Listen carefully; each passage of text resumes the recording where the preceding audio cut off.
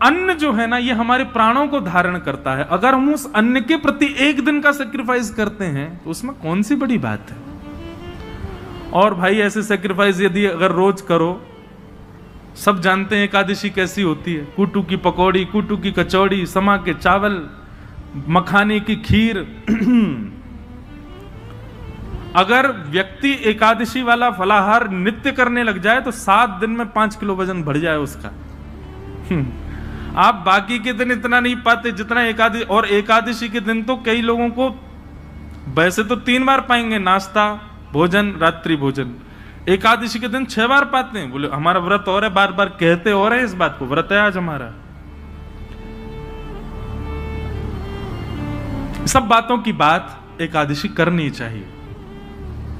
और उसके पीछे भाव क्या है, हम अपने प्रियतम के लिए, बस हमारा भक्ति में प्रेम बढ़े, हमारी प्रेम लक्षणा भक्ति बढ़े, हमको वो और प्रिय लगे, उसके लिए हम व्रत कर रहे हैं। अन्न जल का त्याग करके, फलाहारी होकर के व्रत कर रहे हैं। पर हम एक बात आपसे निवेदन करें, एकादशी में कुछ चीजें और मिलाइए।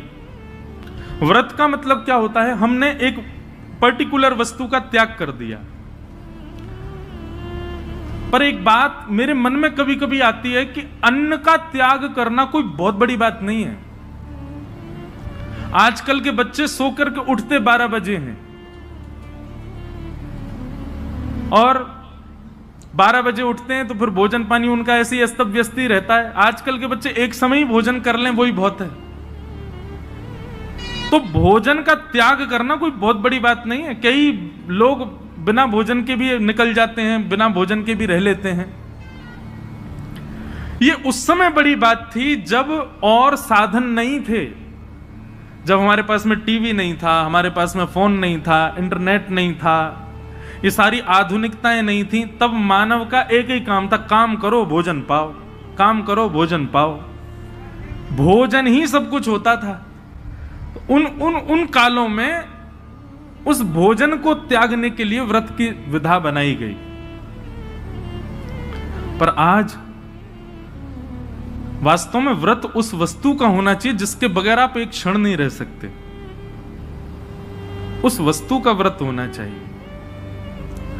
तो कई बातें हैं। एकादशी में 2-3 चीजें जोड़िए। अब आज की तो निकल गई, अगली एकादशी आवे तो जैसे जो आपका अवगुण है, जैसे कई भाई लोगों को, कई लोगों के अंदर अवगुण आ जाता है, कुछ खान पान का अवगुण हो, स्वभाव व्यवहार का अवगुण हो। सब जानते हैं कि मेरे अंदर अवगुण क्या है। मुझे क्रोध बहुत आता है, मुझे इसके प्रति ईर्ष्या होती है, मुझे ऐसा लोभ होता है, मुझे इसके प्रति मोह है। ये जो जो आपकी दूषितताएं, उनका व्रत कीजिए। सावधानी से सुनो, सब लोग इधर देखो, कथा सुनो। अपनी दूषित वस्तु जिसके बगैर आप एक क्षण नहीं रहते, उसका त्याग कीजिए, तब व्रत माना जाएगा।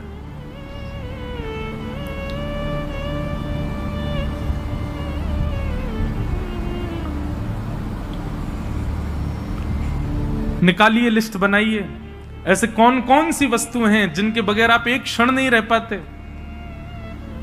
संसारी वस्तु, उसका व्रत कीजिए, एक दिन व्रत कीजिए।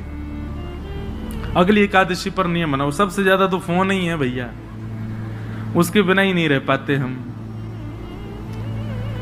अगली एकादशी प्रयास करके देखो। हम अपने ऊपर इसलिए लागू नहीं कर सकते, हम तो सफर में रहते हैं, इधर उधर आना जाना लगा रहता है, तो कुछ ना कुछ काम रहते हैं, तो इसलिए हम वो तो नहीं करते। फिर एकादशियों पर इंद्रियों की एकादशी करो, जैसे नेत्रों की एकादशी। नेत्रों की एकादशी मतलब आज नेत्रों से केवल और केवल ठाकुर जी और ठाकुर जी के भक्तों का दर्शन करेंगे। ठाकुर जी का दर्शन और ठाकुर जी के भक्तों का दर्शन। तो एकादशी के दिन बस लगे हैं, अब नहीं जा सकते वृंदावन तो फोन पे ही दर्शन करो। राधा वल्लभ जी, राधा रमण जी, श्री वृंदावन बिहारी लाल जी, गोविंद देव जी, गोपीनाथ जी, द्वारिकाधीश जी, बद्रीनाथ जी, सुबह से लगे दर्शन करने में। और वैष्णवों का दर्शन करो, चुन करके निकाल के अपनी बाइक गाड़ी जाओ, संतों के यहाँ जाओ, वैष्णवों के यहाँ जाओ, जाकर के उनको प्रणाम करो। एकादशी ऐसे व्यतीत करो। नेत्रों की एकादशी, कानों की एकादशी। क्या आज इन कानों से केवल भगवत चर्चा सुनेंगे, सूर्योदय से लेकर के सूर्यास्त तक और कुछ करना ही नहीं है। कीर्तन और भजन, केवल भगवत चर्चा ही श्रवण करनी है। कानों की एकादशी, मुख की एकादशी दो प्रकार से हो सकती है, या तो मौन रहो या फिर केवल और केवल भगवान नाम ही कहो, और कुछ बोलना ही नहीं है, केवल भगवान नाम। मुख की एकादशी। हाथों की एकादशी कैसे निकालो, सवेरे निकल जाओ 6 बजे महाराज, मंदिर जो हैं आपके क्षेत्र में सबकी सफाई करना, सब जगह जाकर के स्वच्छता करना, सबके ठाकुरों की सेवा करना, हाथों से सेवा। पैरों की एकादशी, प्रदक्षिणा करो, परिक्रमा, गैया की परिक्रमा, माता पिता की परिक्रमा, मंदिरों की परिक्रमा। ऐसे भैया अपने तन से एकादशी करो, केवल अन्न छोड़ने मात्र से काम। ये आगे की विधा है, पहले अन्न से ही शुरू कर लो, पर शुरू करो। ये 3 निष्ठाओं का यदि आपने पालन कर लिया तो दावे से कह रहे हैं अंतिम श्वास से पूर्व ही ठाकुर जी का निश्चित दर्शन होगा, निश्चित ठाकुर जी अनुग्रह करेंगे। और भाई प्रयत्न तो करने पड़ेंगे, बिना प्रयत्न के ठाकुर जी तो नहीं मिल रहे। हम इतने बड़े भक्त तो है नहीं कि ठाकुर जी बेचारे हो गए कछु ना करे आज में ले आओ याते। कछु तो करो, ऐसे तो कछु जीवन में लाओ जैसे लाल जी आप सो प्रसन्न हो, आवे आपके समीप। और एक बात मैं आपसे कहूं, पाव भाजी खा लो बाहर किसी ढकेल पर, 20 रुपए का मिल जाएगा। वही पाव भाजी 5 स्टार होटल में खाओ 500 रुपए का। क्यों? प्रस्तुतिकरण में भेद है। ऑफरिंग, वो ऑफर करने का नतीजा है कि वहां महंगा है यहां सस्ता है। ठीक वैसी भक्ति भी है। एक लोटा जल लिए, उसी में तुलसी डाल दी, उसी में चावल डाल दी, उसी में रोली डाल दी, उसी में चीनी डाल दी, उसी में सब डाल दी, जा गए शंकर जी पर चढ़ा के और नियम करके त्रिपुंड लगा के बेलपत्र चढ़ा के सिर पे लेके आ गए। एक तो ये ऑफरिंग है और एक दूसरी ऑफरिंग है, सारी सामग्री बढ़िया सुंदर सजा करके लेकर के गए, एक एक करके एक एक सामग्री शंकर जी पर चढ़ा रहे हैं, सुंदर कोमल हाथों से शंकर जी के सुंदर अभिषेक कर रहे हैं, और उसके बाद में सुंदर इत्र लगा करके त्रिपुंड लगा करके प्रणाम करके खूब देर रज रज के भाव से करके आ रहे हैं। दोनों में अंतर है कि नहीं? भक्ति में प्रस्तुतिकरण देखिए आप कैसे प्रस्तुत कर रहे हो। केवल करना है ये नहीं, इससे बढ़िया तुम मत ही करो। केवल एकादशी करनी है, हमको अन्न नहीं खाना, लेकिन पूरे नाक में दम कर दिया घर के में, जे बनाओ, भूख लगी है केला लाओ, ये बनाओ, ये करो। ऐसी क्या फायदा? एकादशी एकादशी जैसी दिखनी चाहिए, उसका प्रस्तुतिकरण ऐसा रखो। ये जो भाव हम आपको बता रहे हैं, हम तो 10% बताएंगे, बाकी आपको विचार करने पड़ेंगे। अब अगली एकादशी होगी, उसमें क्या करना चाहिए जिससे ठाकुर जी प्रसन्न हो। क्योंकि एकादशी के दिन ठाकुर जी दोनों नेत्र खोल करके सब पर दृष्टि डाल करके सबकी क्रियाएं चेक करते हैं। एक प्रकार से ये समझ लीजिए एकादशी अवसर है, 15 दिन में जो आपने किया उससे निवृत्त होने का अवसर है। इसका मतलब ये नहीं कि 14 दिन सब आपने किए, बोले एकादशी आई रही है सब बढ़िया कर लेंगे उस दिन। अवसर है, अवसर मिला, अब अगले दिन से प्रयास करें कि अब दूषित नहीं करना है। बहुत सारे भाव हैं, मैं तो बोलते ही चला जाऊंगा। हमारे गुरुदेव एक बात कहते हैं कि भाव थोड़े कह करके और फिर आगे बढ़ो। मैंने कहा क्यों गुरुजी, पूरा प्रस्तुतिकरण ही कर? बोले नहीं, कुछ गृह कार्य रहने दो ना, उनको भी सोचने दो, श्रोताओं को भी। तो अब आगे की चीज आप विचार करो। ये 3 निष्ठाएं हैं, इन तीनों निष्ठाओं में एक चीज का ध्यान रखना है, प्रस्तुतिकरण। नाम जप कितना कर रहे हैं ये जरूरी नहीं है, पर जितना कर रहे हैं कैसे कर रहे हैं ये आवश्यक है। तुलसी निष्ठा केवल गले में पहन करके डोल रहे हैं ये नहीं, तुलसी जी को धारण करके आप कितना मान सम्मान का ध्यान रख रहे हैं, कितने आचार विचार की शुद्धता कर रहे हैं ये आवश्यक है। एकादशी कर रहे हैं, पर एकादशी के दिन आपका व्यवहार, आपका स्वभाव, आपकी क्रियाएं कैसी हैं उसका ध्यान रखें। तो आज एकादशी है और आज हमारे वृंदावन के मुकुटमणि ठाकुर जी श्री राधा वल्लभ लाल जी को जिन्होंने प्रकट किया, ऐसे श्री हेतरवंश महाप्रभु, उनका प्रादुर्भाव हुआ, उनका प्राकट्य आज के दिन हुआ। बंधुओं, श्री महाप्रभु जी जो हैं ये वंशी के अवतार हैं। ठाकुर जी की वंशी। वृंदावन में 3 हरित्रयी हैं, 3 हरि हुए। कौन कौन? पहले हरिवंश महाप्रभु, दूसरे स्वामी श्री हरिदास जी और तीसरे हरिराम व्यास जी। ये हरित्रयी बोली जाती। और इन हरित्रयों के रूप क्या हैं? ललिता, विशाखा और वंशी। इन तीनों का अवतार ये तीनों हैं। आप सबको पता है, और नहीं पता है तो सुन लीजिए। अभी मेरी नासिक में कथा थी तो इतना मुझे सुख मिला। प्रथम दिन और अंतिम दिन 2 दिन मैं त्र्यंबकेश्वर दर्शन करने गया, क्योंकि मेरा नियम था कि 1 महीने तक मैं उस परिसर से बाहर नहीं जा सकता जहां कथा थी। तो वहां से महादेव का स्थान लगभग 30 किलोमीटर था। प्रथम दिन गया अनुष्ठान से पूर्व, तो जैसे ही मैं पहुंचा कितना सुख मिला। देखो, वहां के सारे पुजारी जो अपने त्र्यंबकेश्वर भगवान के सेवा अधिकारी, मैं जैसे ही पहुंचा तो मुझको लेकर के गए, बोले आप चलो गर्भगृह में अंदर प्रणाम करने। मैंने कहा नहीं भैया, देखो मैं खुद वीवीआईपीओ के कथाओं में जाकर के जो है उनकी बुराई निंदा कर देता हूं, खुद बन के जाऊं तो बड़ा विचित्र लगता है। और नहीं नहीं, आपको चलना पड़ेगा। मैंने कहा देखो, खुद प्रयास करके जाना, उसमें हो सकता है कि गड़बड़ी हो, लेकिन कोई खींच के ले जा रहा हो तो फिर मना नहीं है। आप स्वयं प्रयास करके मत जाओ, लेकिन आपको पुजारी जी स्वयं ही खींच ले जाएं तो फिर दिक्कत नहीं है। कई लोग सोच रहे होंगे, बोले ठीक है तो फिर हम पुजारी जियों से ही अपने संबंध बना लेंगे, बढ़िया। उनसे कह देंगे देखो हम प्रयास नहीं करेंगे, तुम खींच लेना हमको। तो ले गए अंदर जाकर के महादेव के सामने कुछ स्तुति आदि की, उसके बाद पुष्प अर्पित किया और मेरा रोम रोम पुलकित हो गया। जैसे ही मैंने प्रणाम किया, सारे पुजारी एक स्वर में बोले बोलो श्री राधा वल्लभ लाल की। ये सुनते ही मेरा रोम रोम पुलकित। मैंने कहा आप लोगों ने? बोले नहीं, आपने कहा है ना कथा में कि श्री राधा वल्लभ जी जो हैं ये महादेव के ठाकुर जी, ये हमारे श्री महाकाल भगवान के निज ठाकुर जी हैं। जैसे हमारे निज के गोपाल जी, मेरे निज के श्री गिरधर लाल जी, ऐसे ही श्वेतद्वीप में उमा पार्वती और महादेव दोनों मिलकर के अपने निज ठाकुर जी की सेवा करते हैं। वही है श्री राधा वल्लभ लाल जी जो वृंदावन में विराज रहे हैं। ये महादेव के ठाकुर जी। आत्मदेव नाम के ब्राह्मण ने तपस्या करके महादेव को प्रसन्न किया। महादेव ने प्रसन्न होकर के कहा वरदान मांगो, क्या चाहिए ब्राह्मण देवता?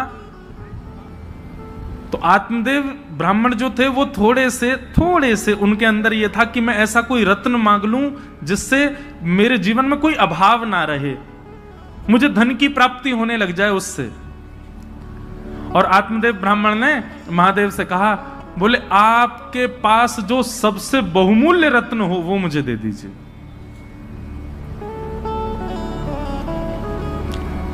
महादेव ने जैसे ही सुना नेत्र सजल हो गए, बोले तुम सब दुनिया मांग लो हमसे, लेकिन ऐसा मत कहो कि अपना बहुमूल्य रत्न दे दो, क्योंकि महादेव के बहुमूल्य रत्न तो श्री राधा वल्लभ जी हैं। महादेव ने जैसे मना किया, बोले रत्न मत मांगो, बाकी चाहे दुनिया की कोई वस्तु मांग लो। तो आत्मदेव ब्राह्मण को लगा रत्न बड़ा महंगा है तभी देने से मना कर रहे हैं। चरणों में गिर गया, बोले चाहिए तो वही रत्न चाहिए जिसके लिए आप मना कर रहे हो, नहीं तो कुछ नहीं चाहिए।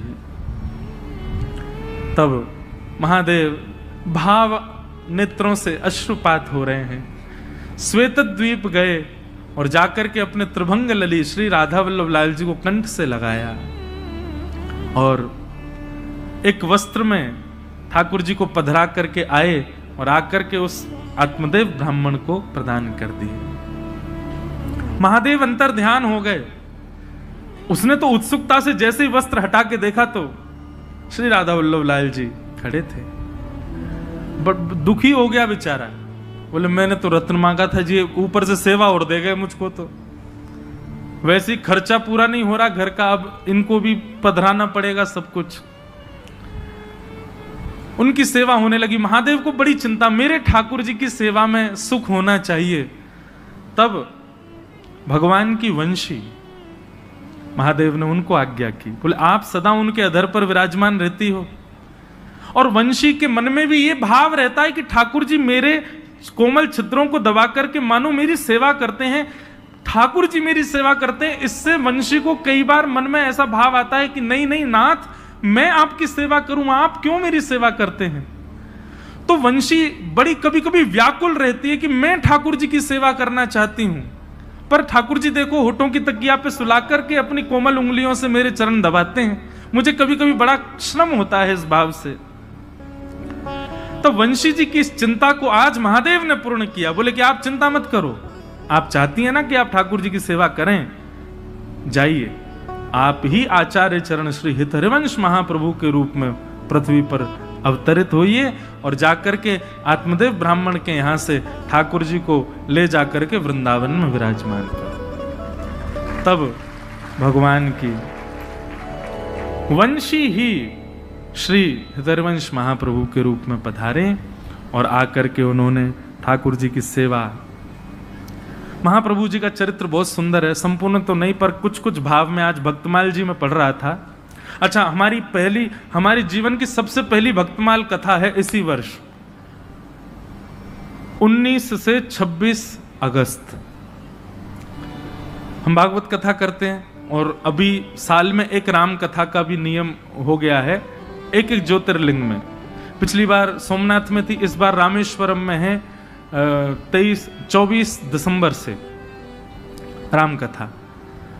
लेकिन हमारे वृंदावन के संत जनों की आज्ञा हुई कि लाला एक बार अब भक्तमाल जी में भी प्रवेश करो। मैंने कहा महाराज जी मैं भक्तमाल जी तो कहता ही हूं कथा में। बोले नहीं, स्वच्छंद भक्तमाल जी की कथा करो। तो जन्माष्टमी के अवसर पर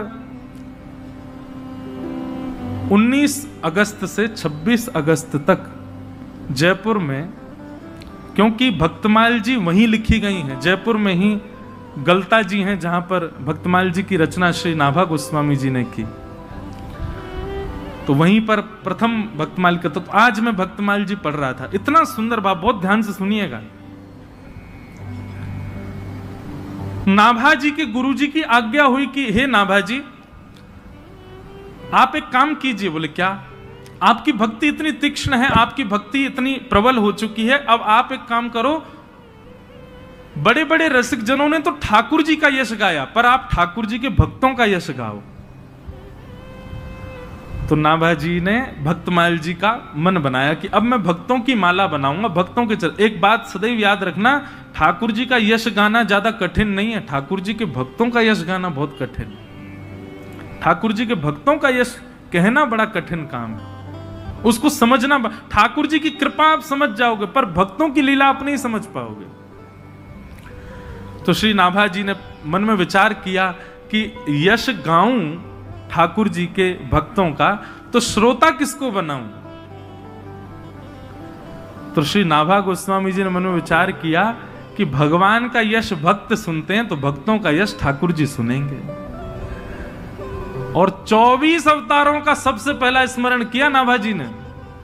24 अवतार बैठाए अपने सामने, ठाकुर जी के 24 अवतारों का आवाहन करके और उनको ही श्रोता बना करके नाभा जी ने भक्तमाल जी कहनी प्रारंभ की। उसमें सारे भक्तों के चरित्र आए, सुग्रीव जी से लेकर के हनुमान जी महाराज तक, और महाराज गरुण जी से लेकर के और श्री रामानुजाचार्य जी तक, सारे भक्त चिंतन करते जाते, जो जो भक्त अपने। अच्छा, एक और बात है, भक्तमाल में किन किन भक्तों के चरित्र हैं, तो श्री नाभा जी कहते हैं ठाकुर जी तो सबको प्रिय हैं, पर भक्तमाल में उन भक्तों के चरित्र हैं जो ठाकुर जी को प्रिय हैं। क्योंकि भाई 24 अवतार सामने बैठे हैं, तो 24 अवतार उन्हीं को सुनना चाहेंगे जो उनके प्रिय हों। उन भक्तों के चरित्र आए, लेकिन सारे भक्त आ गए भक्तमाल जी में, हमारे वृंदावन के रसिक जन नहीं आए। क्योंकि नाभा जी तो स्मरण करते थे ना, जो भक्त का चिंतन आता उसी का छप्पे छंद लिख देते, सबका यश गाया, लेकिन वृंदावन के रसिक संत जन चित्त में नहीं आए। तो श्री नाभा जी चिंतित हो गए। तब उन्होंने अपने गुरुदेव से जाकर के अपना ये भाव प्रकट किया। बोले सारे भक्त मेरे चित्त में आ रहे हैं, पर वृंदावन के भक्तों का स्मरण नहीं हो रहा मुझको। कितनी सुंदर बात। उनके गुरुदेव ने आज्ञा करते हुए कहे, बोले भैया ये जितने भी भक्तों का चरित्र तुम गा रहे हो, ये कोई ना कोई भक्त इन 24 अवतारों को, जिनको तुमने सामने बैठाया है, इन 24 अवतारों को कोई ना कोई भजता है। कोई हयग्रीव भगवान को भजता है, कोई नृसिंह भगवान को भजता है, कोई बराह भगवान को भजता है, कोई कृष्ण को भजता है, कोई राम जी को भजता है। पर वृंदावन के तो सब श्री किशोरी जी को भजते हैं, और जब तक किशोरी जी नहीं आएंगी तब तक ब्रज के रसिक नहीं आ सकते। जय हो। ये भाव जैसे पढ़ाना नेत्र सजल हो गए कि जब तक किशोरी जी का स्मरण नहीं करोगे नाभाजी, तब तक ब्रजमंडल के संत तुम्हारे चित्त में नहीं आ सकते, रसिक जन नहीं आ पाएंगे। तब श्री वृंदावनेश्वरी किशोरी जी हमारी श्री राधा रानी का स्मरण किया।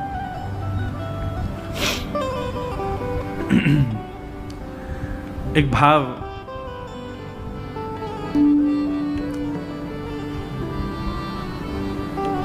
श्री किशोरी जी के लिए व्यासपीठ से प्रकट किया, आओ उसी को कह करके चले आगे।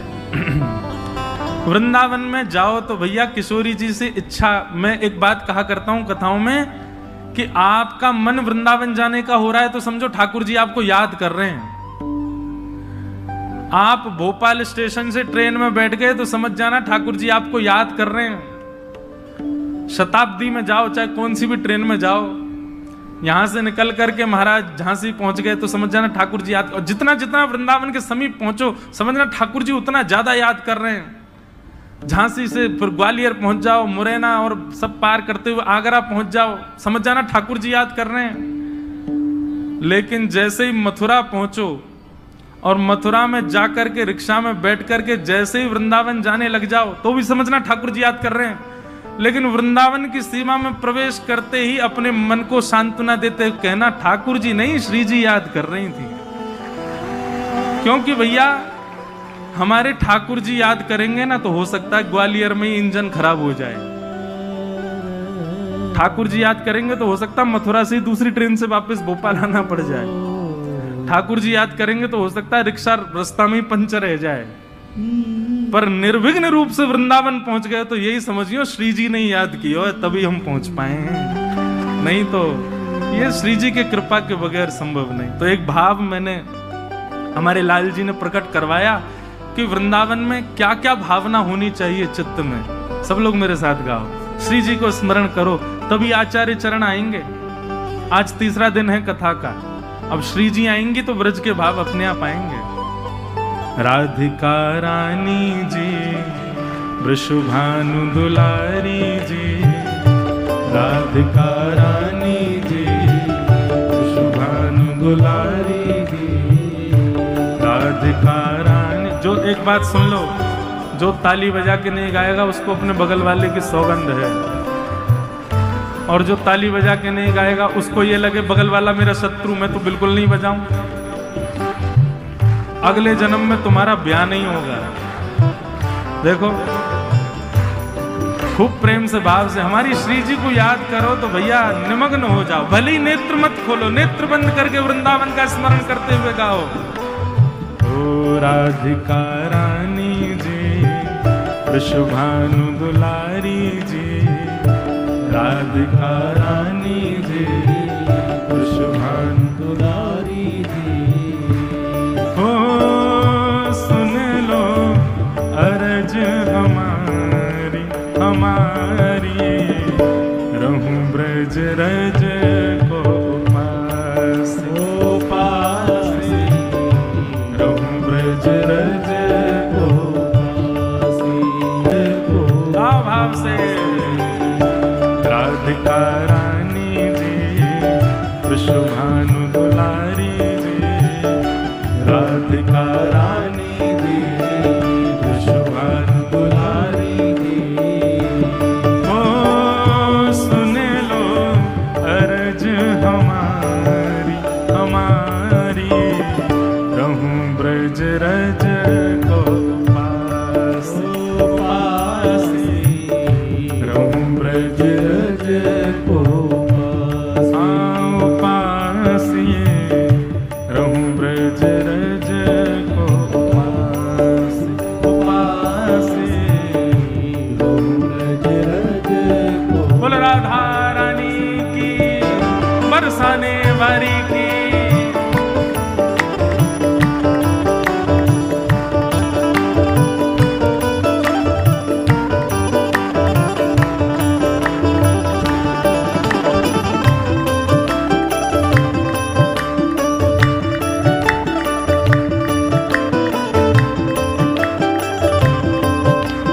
बोल वृषभानु दुलारी की, बोल वृषभानु के जमाई की।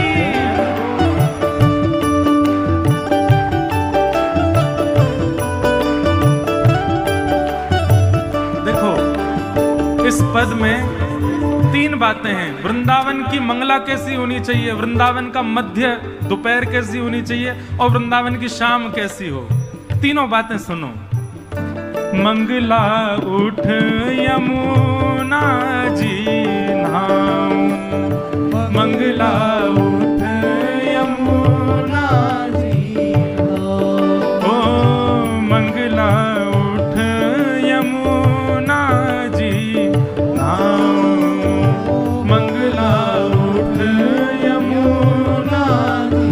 फिर श्री राधा वल्लभ के दर्शन पाऊं, राधा वल्लभ के दर्शन पाऊं, प्यारे राधा वल्लभ के दर्शन पाऊं, राधा वल्लभ के दर्शन पाऊं। ओ कीरत सुत प्यारी जी, वृषभानु दुलारी जी, कीरत सुत प्यारी जी, वृषभानु दुलारी जी। ओ सुन लो अरज हमारी हमारी, रहूं ब्रज रज को पास, रहूं ब्रज रज को पास, रहूं ब्रज रज को पास, पास, भाव भाव से जय हो। राधिका रानी जी, वृषभानु दुलारी जी, राधिका रानी जी, वृषभानु दुलारी जी। ओ सुन लो अरज हमारी हमारी, रहूं ब्रज रज को पास, पास, रहूं ब्रज रज। बोल वृंदावन धाम की।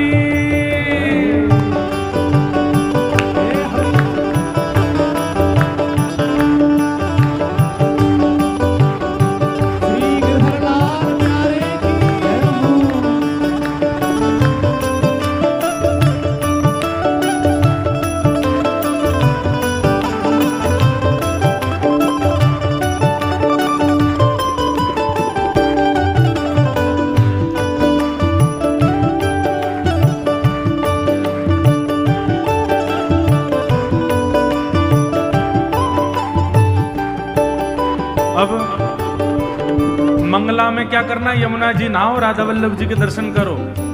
अब आया राजभोग का समय, दोपहर के समय क्या करो, ब्रजवासिन के मधुकरी पाऊं, ब्रजवासिन के मधुकरी पाऊं। वृंदावन में कहीं बाहर भोजन नहीं करना है, जाओ किसी ब्रजवासी, अनजान ब्रजवासी, द्वार खटखटाओ, बैल बजाओ, वो निकल के आए तो उससे कहो आपके घर में जो कुछ बचा हो प्रसादी हमारे हाथ में दे, उसको पाओ।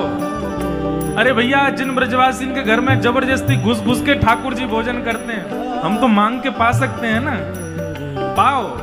ब्रजवासिन के मधुकर पाओ, ब्रजवासिन के मधुकर पाओ, ब्रजवासिन के मधुकर पाओ, ब्रजवासिन के मधुकर। उसके बाद श्री राधा रमण के दर्शन पाऊं, राधा रमण के दर्शन पाऊं, प्यारे राधा रमण की झांकी पाऊं, राधा रमण की झांकी पाऊं। महलन वारी जी अति सुकुमारी जी, महलन वारी जी, अति सुकुमारी जी, ऊंचे महलन वारी जी, अति सुकुमारी जी, महलन वारी जी, अति सुकुमारी जी। ओ सुन लो अर्ज हमारी हमारी, रहूं ब्रज रज को पास पास, रहूं ब्रज रज को पास पास, रहूं ब्रज रज को पास पास। अब मंगला में यमुना जी स्नान, राधा वल्लभ जी दर्शन, फिर ब्रजवासियों की मधुकरी और श्री राधा रमण जी का दर्शन। अब तीसरा काम वृंदावन में क्या करना है? रसिक जनन की सेवा पाऊं, रसिक जनन की सेवा पाऊं, ओ रसिक जनन की सेवा पाऊं, रसिक जनन की सेवा। फिर प्यारे बांके बिहारी संग नेह लगाऊं, बांके बिहारी संग नेह लगाऊं, प्यारे कुंज बिहारी संग नेह लगाऊं, प्यारे कुंज बिहारी संग नेह लगाऊं। कृष्ण मनोहारिणी जी, अति सुकुमारी जी, कृष्ण मनोहारिणी जी, अति सुकुमारी जी। ओ सुन लो अरज हमारी हमारी, रहूं ब्रज रज को पास पास, रहूं ब्रज रज को पास पास, रहूं ब्रज रज को पास पास, ब्रज रज को। भाव से राधिका रानी जी, विश्वभानु दुलारी जी, राधिका रानी जी, विश्वभानु दुलारी जी। ओ सुन लो अर्ज हमारी हमारी, रहूं ब्रज रज को पास पास, रहूं ब्रज रज को पास, रहूं ब्रज रज को पास पास, रहूं ब्रज रज को पास। अब मेरी भावना ऐसी कि मंगला हो गई राधा वल्लभ जी के दर्शन से, फिर ब्रजवासी इनकी मधुकरी पालई राधा रमण जी के दर्शन करके, और फिर साय संत जनन की सेवा करके बिहारी जी सो नेह लगा लियो। अब अंतिम इच्छा हमारे गिरधर लाल जी की छाप से कीर्तन लिखा गया है। अंतिम इच्छा क्या है? ये मधुकरी पाकर के, संतन की सेवा करके, यमुना जी में स्नान करके, तीनों ठाकुरन के दर्शन पाके चाहते क्या हो? तो ये अंतिम भाव, गोवर्धन पर्वत पे राजो, गोवर्धन पर्वत पे राजो, गोवर्धन पर्वत पे राजो। हे श्यामा जी, हमारी इच्छा ऐसी है, इन तीनों की ये काम करते हुए हम गिरिराज जी जावें, और जब गोवर्धन की परिक्रमा करें तो श्री गिरी कंदरा में आपके हमको दर्शन है जाएं। गोवर्धन पर्वत पे राजो, और श्यामाजू आप अकेली मत आइयो, तो हमारे नेक्स्ट से गिरधर लाल जी हैं, इनके संग पधारियो। गिरधर लाल संग दर्श करा दो, गिरधर लाल संग दर्श करा, प्यारे गोवर्धन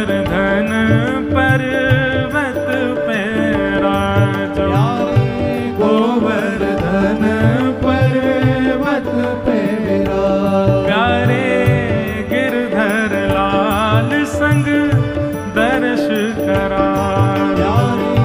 गिरधर लाल संग दर्श करारो। कृपा अभिलाषी जी अरज हमारी जी, कृपा अभिलाषी जी अर्ज हमारी जी। सुन लो अर्ज हमारी हमारी, रहूं ब्रज रज को पासी उपासी, रहूं ब्रज रज को पासी उपासी, रहूं ब्रज रज को पासी उपासी, ब्रज रज को पासी। राधिका रानी जी वृषभानु दुलारी जी, राधिका रानी जी वृषभानु दुलारी जी। हाँ सुन लो अरज हमारी हमारी, रहूं ब्रज रज को पासी, रहूं ब्रज रज को पासी, रहूं ब्रज रज को पासी, रहूं ब्रज रज को पासी। मन भूल मत जइयो राधा रानी के चरण, मन भूल मत जइयो राधा रानी के चरण। ओ राधा रानी के चरण, श्यामा प्यारी के चरण, राधा रानी के चरण, श्यामा प्यारी के चरण। राधा रानी के चरण, वृषभानु दुलारी के चरण, राधा रानी के चरण, का भाव से के चरण। मेरे मन भूल मत जइयो राधा रानी के चरण, मन भूल मत जइयो राधा रानी के चरण। ओ वृषभानु की किशोरी सुन गैया हूते भोरी, वृषभानु की किशोरी सुन गैया होते भोरी। प्रीत जान के हूँ थोड़ी तोहे राखेगी शरण,